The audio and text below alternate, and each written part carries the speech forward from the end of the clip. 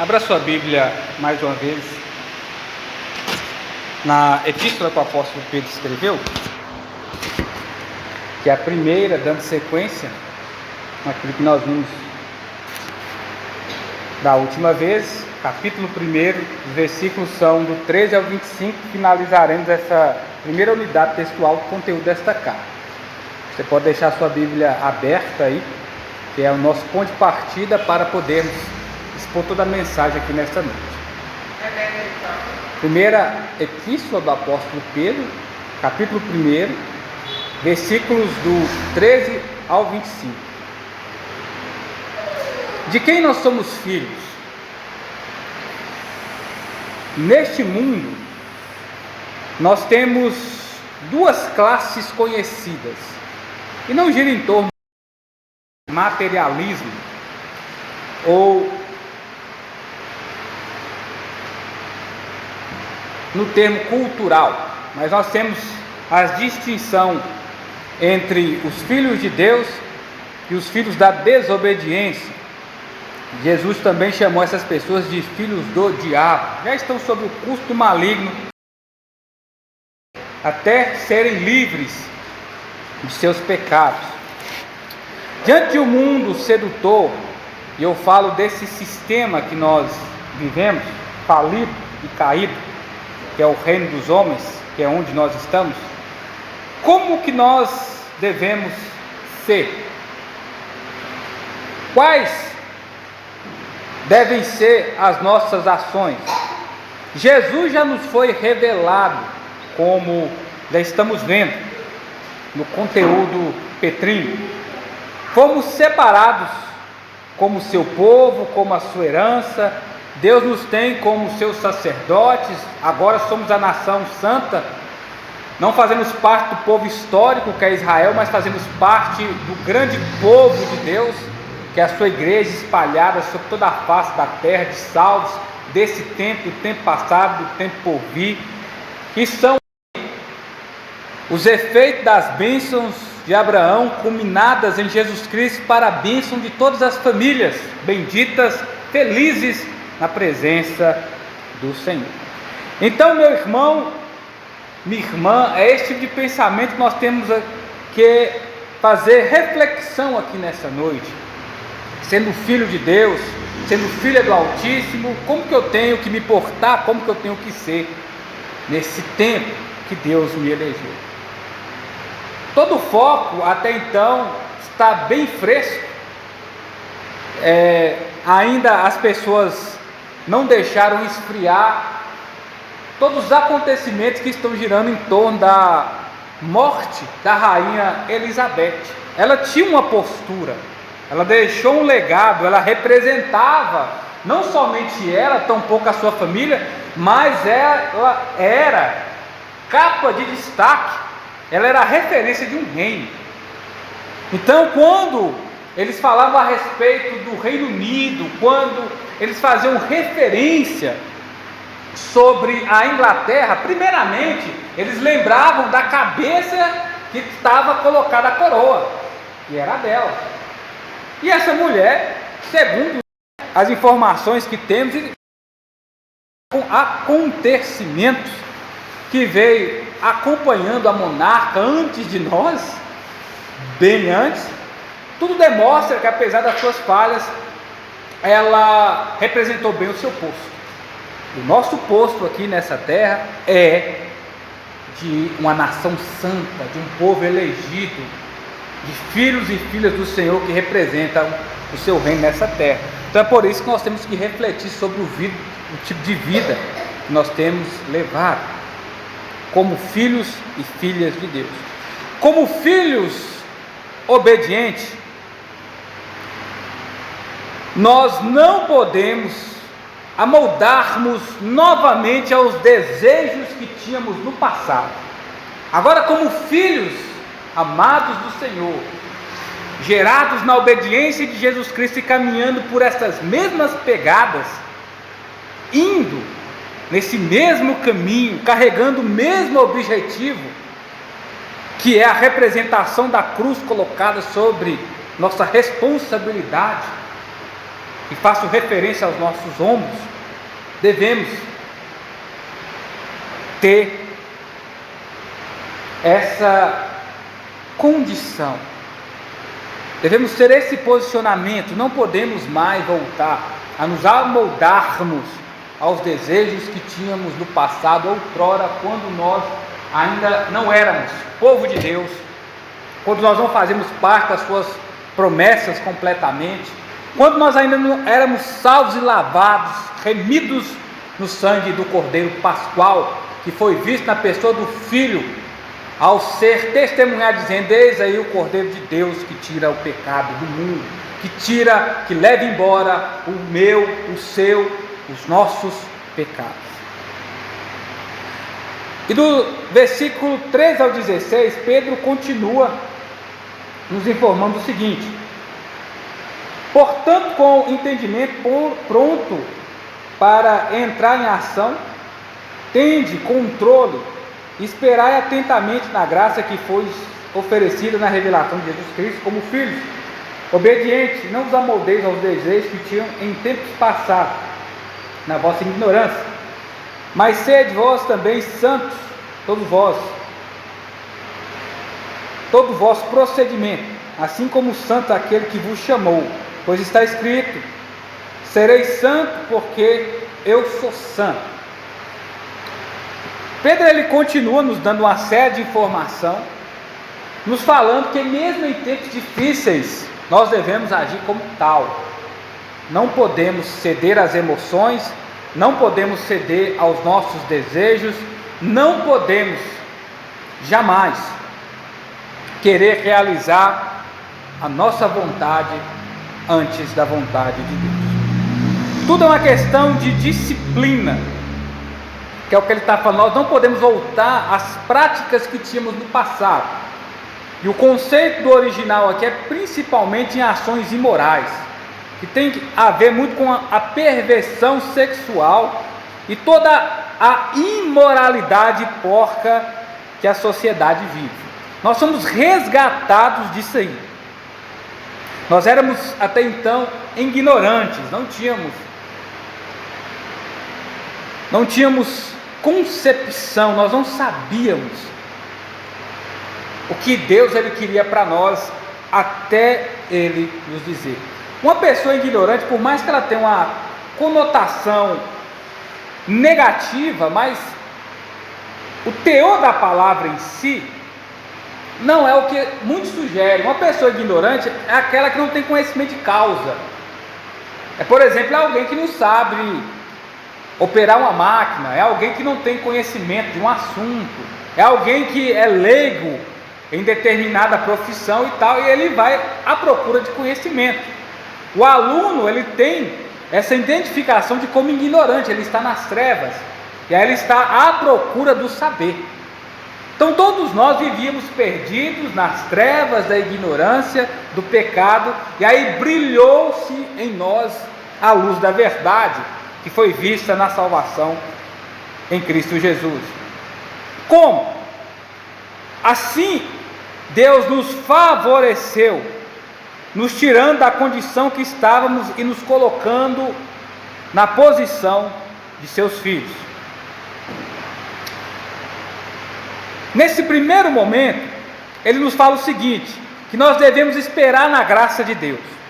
Quer dizer, com tudo que possa estar acontecendo com você, com tudo que possa estar acontecendo à sua volta, lembre-se, não ceda às pressões, não se dobre diante das emoções, não faça nada que você vai se arrepender depois.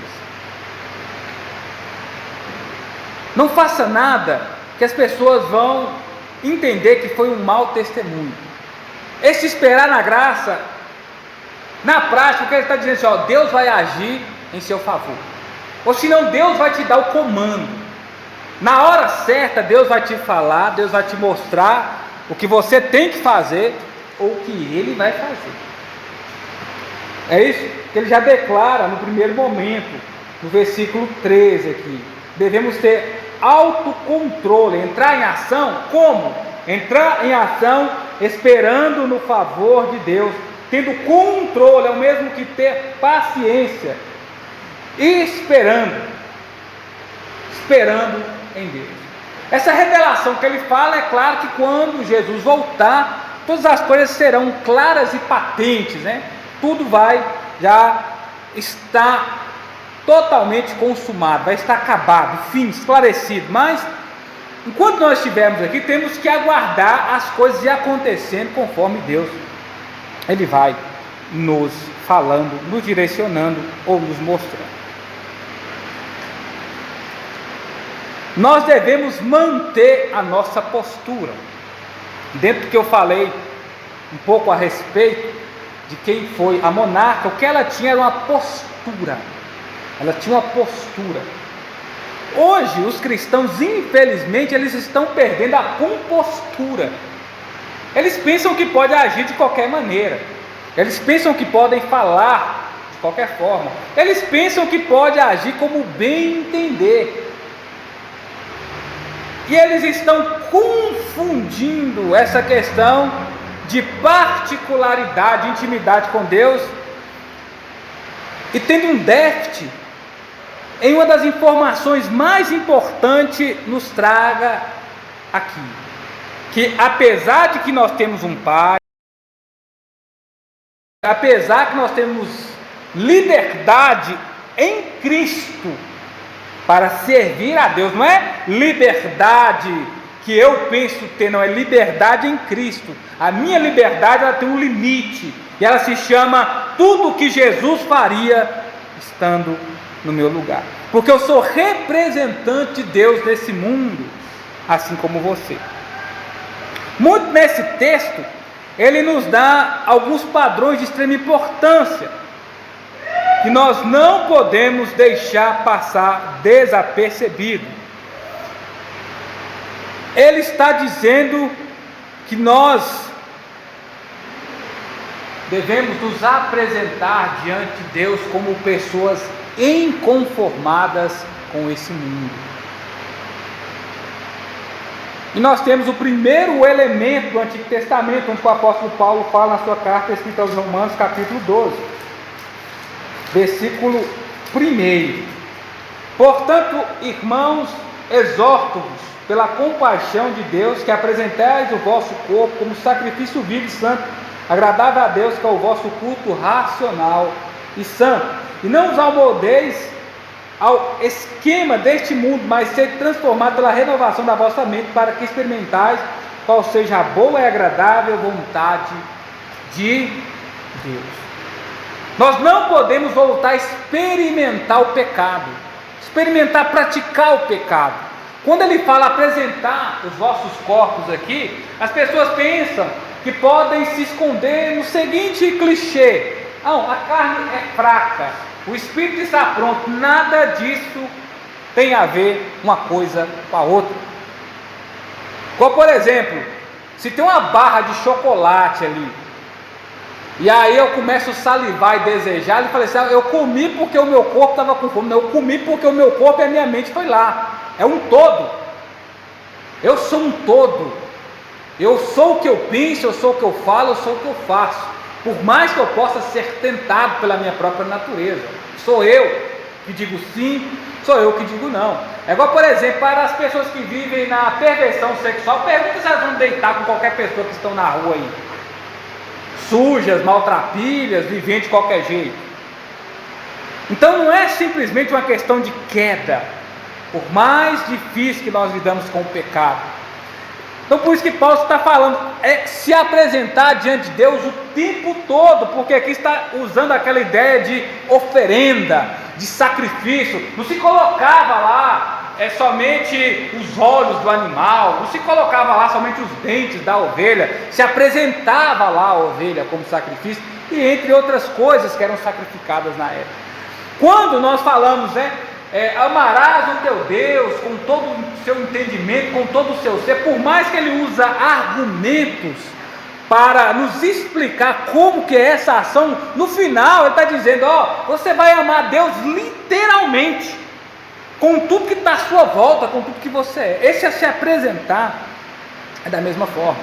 Então quando nós nos apresentamos a Deus, quando nós somos apresentáveis, quer dizer, então temos que apresentar algo que a pessoa possa receber, que ela possa se satisfazer, que ela possa querer.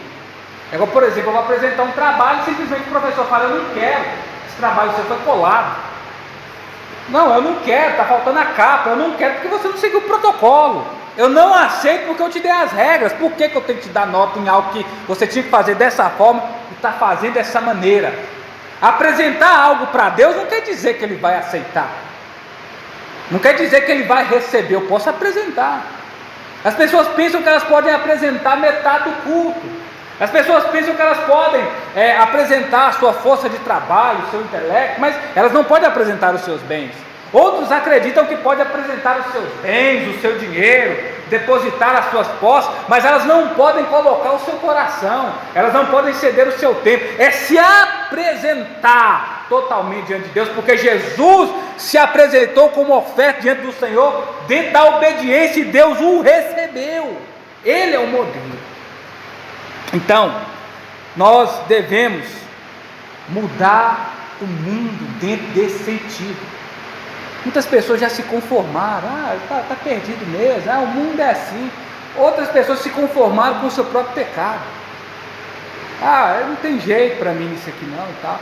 Aí ele está dizendo: não se conforme, por mais que o mundo possa ser uma vitrine tentadora, por mais que hoje esse mundanismo, esse paganismo, toda essa imoralidade é vista nas mídias, nas redes sociais, na cultura popular, diante dos nossos olhos, na televisão, no rádio, em meio à sociedade que nós vivemos, por mais que a perversão, a imoralidade tenha alcançado mais e mais jovens, tenha atravessado essa faixa etária, tomado conta de coração de adultos, velhos hoje são tarados também, e o pecado continua lameando a muitos, nós devemos pensar: eu não me conformo, eu não me rebaixo diante disso, porque dessa lama Deus me tirou para prestar serviço para Ele, porque culto é serviço, eu sirvo a Deus. Não quero, não assino, está errado, não vou usurpar isso, não vou ter inveja daquilo, não quero o que não é meu, eu sirvo a Deus como seu filho, como sua filha, como seu servo. Deus quer que as pessoas, elas venham beber da água que você bebeu, que Deus quer que as pessoas experimentem o que você tem experimentado aqui todas as noites, na sua vida com Deus. O que Deus quer que as pessoas venham experimentar é a salvação, para que conheçais qual é a vontade de Deus. A vontade de Deus é que todos possam ser salvos. Isso até me levantou uma pergunta nessa manhã que me deixou intrigado. Nós falamos: Deus cumpre com a sua vontade. Fica essa para você pensar, se ajoelhar diante de Deus e colocar paz no seu coração, te dando a resposta. Deus, Ele sempre cumpre com a sua vontade, Ele é soberano, Deus é quem age e nada o detém, ou é a vontade dele, ou é a permissão dele. Mas o texto, na carta que o apóstolo Paulo escreveu a Tito, ele é chamativo, onde que desejo de Deus é que todos vão ser salvos, ou, dependendo da tradução, a vontade de Deus é que todos vão ser salvos. Mas todos vão ser salvos? Mas se todos não vão ser salvos, então Deus não vai cumprir com a vontade dele? Porque a vontade dele é que todos sejam salvos. Mas aí, independente dessa pergunta filosófica, Deus quer que todos sejam salvos ouvindo o Evangelho. Então, se eu não obedeço a Deus, então quer dizer que eu estou indo contra a vontade de Deus. E isso não pode acontecer. Nós não podemos nos acomodar, distrair, nós não podemos ter esquemas com esse mundo. Principalmente nesse âmbito político também, estamos entrando nessa fase. É um negócio complicado, muito cristão pede as estribeiras, não age como tal, comporta como ímpio, o ímpio já está pior do que já era. O cristão que é para ser luz, que é para servir de exemplo, em vez de ele transformar, ele é transformado. Em vez de ele convencer, ele é convencido. Em vez de ele modelar, ele é modelado. Ou ele influencia ou ele é influenciado. Então nós devemos saber a posição que nós temos nesse mundo. Nós devemos saber para que o Senhor nos chamou. Para experimentar viver a sua vontade todos os dias da nossa vida. Todos os dias, em todo tempo, em qualquer lugar. Porque, como eu disse, não podemos ver de qualquer maneira, porque outro elemento que é de extrema importância que Pedro usa do Antigo Testamento, traz para nós aqui, é a respeito de Deus ser santo. Isso foi no Antigo Testamento, o vosso Deus é santo, Ele não divide a glória dele com ninguém, Ele é um Deus zeloso, Ele é um Deus ciumento conosco, Ele não divide a sua adoração, Ele não quer saber com quem, seja com o trabalho, seja com o cônjuge, seja com os filhos, com a família, seja com os planos, propósitos, faculdade, crescimento, não importa, Ele não divide, Ele é ciumento, não divide mesmo. E aí, Jesus também ele diz, vós sejais santos, porque o vosso Pai é santo. Isso é uma questão que vai além do tempo. Isso é causa pétrea, isso é lei irrevogável. Isso aqui não é questão só de cerimonial, isso aqui não é questão só para Israel, isso aqui não é sombra da cruz de Cristo, não, isso é algo concreto. Temos que ser santo, porque Deus é santo. No contexto, nós vimos que Deus nos livrou da nossa maneira fútil de viver. Quando vivíamos na ignorância, vivíamos de forma fútil diante de Deus. Mas talvez a sua pergunta é, Luiz, mas eu era uma pessoa boa. Eu não era uma pessoa problemática. Eu estudava, obedecia os meus pais, sou uma pessoa de boa índole, sempre trabalhei, cumpri com o meu horário, cumpri com os meus afazeres, com minhas obrigações. Entendeu? Sempre fui uma pessoa tradicional, sempre respeitei as autoridades, pessoas mais velhas, sempre fiz o que estava ao meu alcance. Mas Pedro, quando fala em termo de vida fútil, ele está nos dizendo que a nossa vida para Deus era uma vida inútil, sem valor. Nada que nós fizéssemos teria valor para Deus, no termo de nos livrar da punição.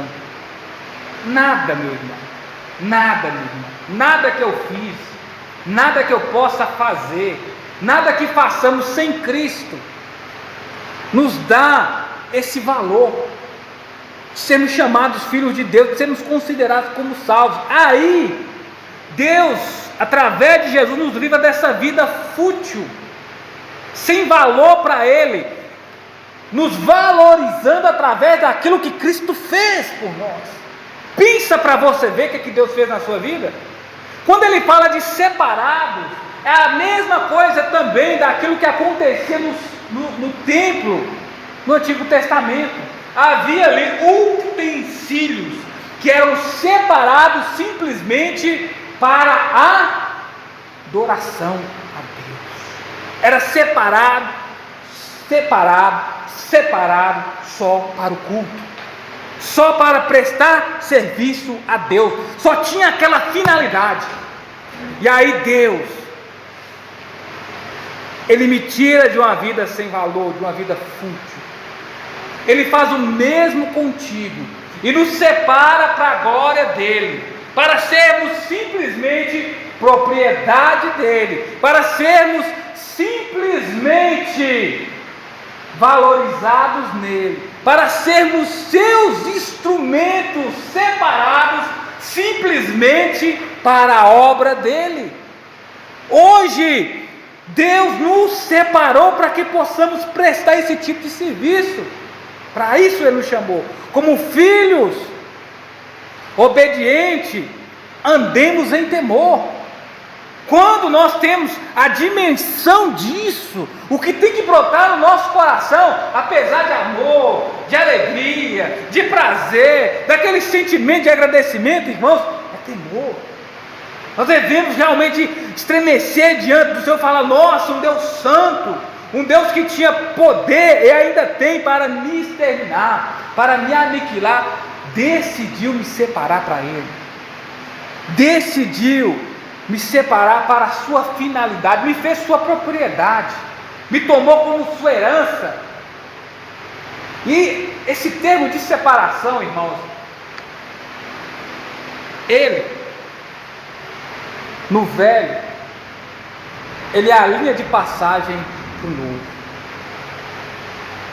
Deus não só havia separado os utensílios do templo, falado para que o povo se santificasse diante dele porque ele era santo, mas também Deus havia dito para Israel: vou separar vocês dentro daquilo que eu fiz através lá dos patriarcas, e vou dar para vocês uma terra específica, uma terra sua, uma terra que eu vou levar a vocês, uma terra que eu vou escolher. Veja, para vocês entenderem nessa noite quanto Deus ele é criterioso conosco, quanto que a coisa com Ele tem que ser íntima, quanto que a coisa para Ele tem que ser pessoal. Para nós é a mesma coisa. Ele nos separou desse mundo, Ele nos tirou da condenação e disse: ó, eu separei vocês para mim mesmo, para que onde eu estiver, esteja vós também. Evangelho de Mateus, capítulo 25, versículo 34.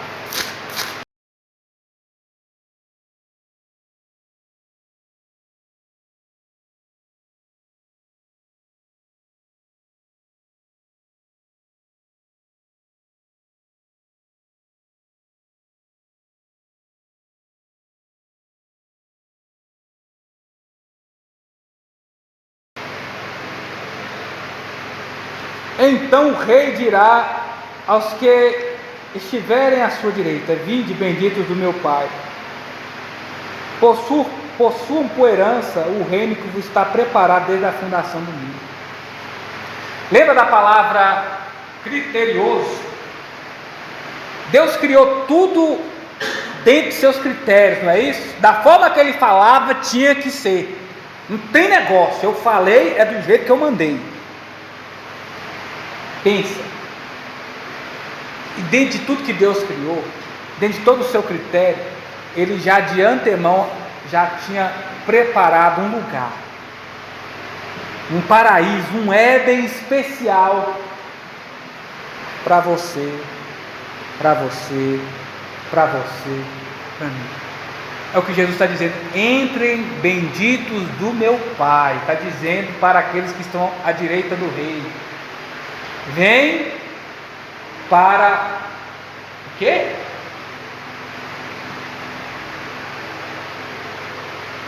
Para a herança, o reino que vos é preparado desde a fundação.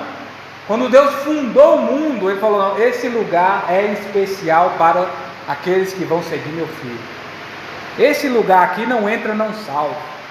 Esse lugar só vai entrar aqueles que têm Jesus. Não quer nem saber o título, o apóstolo, quem foram que deixaram. Esses aqui vão estar nesse lugar que servem a Jesus Cristo. Então Deus nos separou nesse tempo para sermos chamados como seus filhos. Hoje nós somos salvos. A nossa esperança é confiar em Deus o Pai, não neste mundo. A nossa esperança é saber disso, que nós somos salvos, que Deus tem um lugar para nós, que aqui nós somos peregrinos, somos de passagem. Nossa vida aqui, ela é curta, mas no céu ela é eterna. Versículo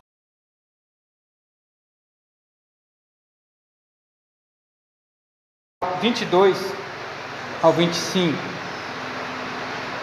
Assim já tende a vossa vida purificada pela obediência, é a verdade que leva ao amor fraternal não fingido, mas aos outros de coração. Fostes regenerado não de semente perecível, mas imperecível pela palavra de Deus, que vive e permanece. Porque toda pessoa que é como relva e a sua glória como flor da relva. Seca-te, revela e cai a sua flor. Mas a palavra do Senhor permanece para sempre. Essa palavra que vos foi evangelizada.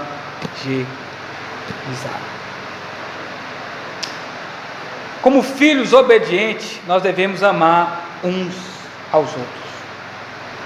Temos outros elementos que desenrolam, nos levando até o Novo Testamento. Pedro, ele traz aqui algumas considerações pessoais,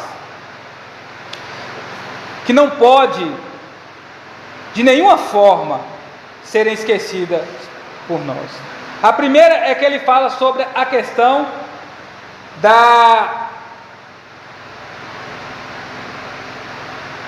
do amor não fingido, mas ameis uns aos outros de coração. Isso é lei, é uma ordem. Eu não amo se eu quero, eu não amo porque, eu não amo se. Eu amo porque Deus é amor. Eu devo amá-lo.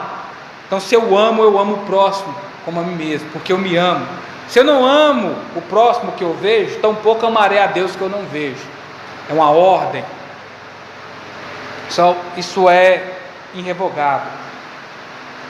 Aí, Jesus ele vem e fala assim: um novo mandamento vos dou, que ameis uns aos outros como eu vos amei. Agora não é mais a pessoa próxima, é uns aos outros, é nos amar aqui.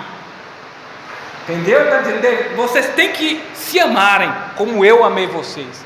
Então Jesus amou os seus discípulos, mesmo o negando, o abandonando, o vendendo, ele os amou, e os amou até a morte de cruz, assim como nós. A outra questão é que Pedro fala sobre o purificar da palavra. Nosso coração foi purificado na palavra, é isso que nós entendemos a respeito do sangue de Cristo. Fomos limpos, fomos filtrados. E aí, ele aqui está fazendo lembrança aquilo que houve com ele, quando Jesus fala com ele o seguinte: Pedro, deixa eu lavar seus pés. E aí ele fala: não, Senhor. E aí, sabe da história, ele fala: não, se você não deixar eu te lavar, não tem parte comigo, você. Então Jesus tinha que fazer aquilo, ele tinha que nos servir com a vida dele.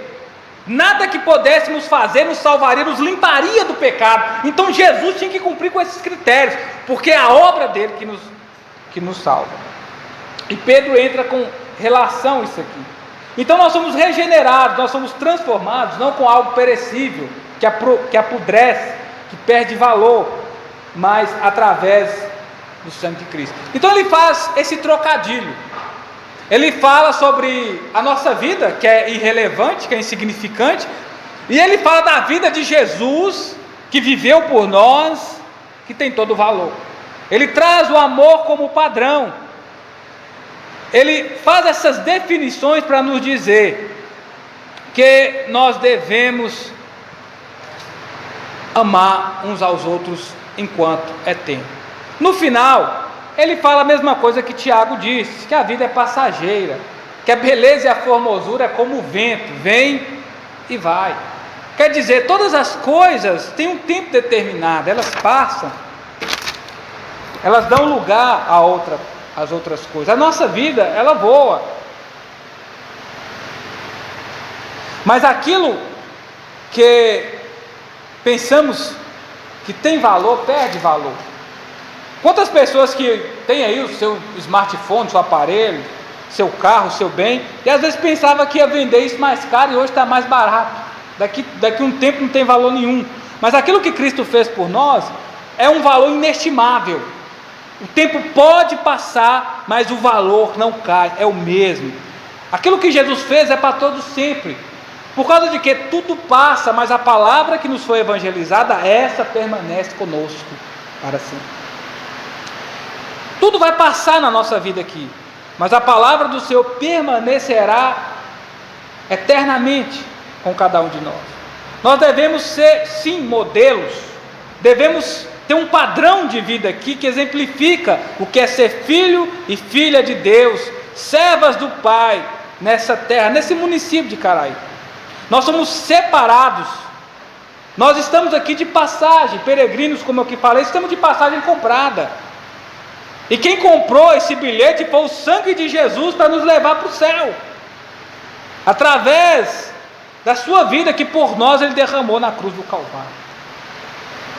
Nosso corpo aqui, ele vai perecer, vai ser como qualquer outra pessoa, como consequência do pecado. Aqui findaremos como carne podre, mas não ficaremos aqui.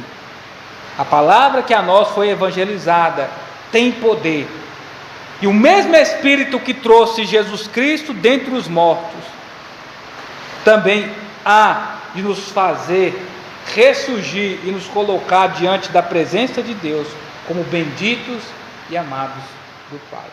Amém?